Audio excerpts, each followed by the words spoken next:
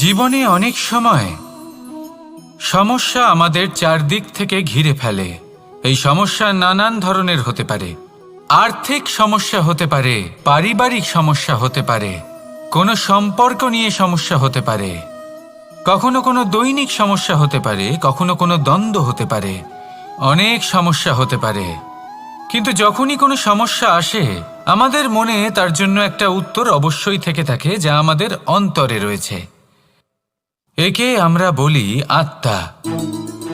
আত্মা হলো পরমাত্মারই রূপ, আর পরমাত্মা তা কখনোই কিছু অনুচিত চাইবে না, তাই তো?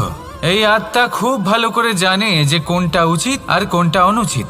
যদি আসল বিষয়ের কথা বলি তাহলে আপনাকে নিজের মনকে বুঝতে হবে, কারণ আত্মা তো পরমাত্মা থেকেই আসে।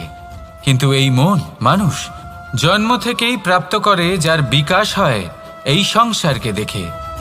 যেদিন আপনার এই মন আর আপনার এই আত্মা এই দুই এক হয়ে যাবে, আত্মসাৎ হয়ে যাবে, সেদিন আপনার জীবনে না কোনো সমস্যা থাকবে, না কোনো ঝঞ্ঝাট থাকবে, না কোনো সংকট থাকবে।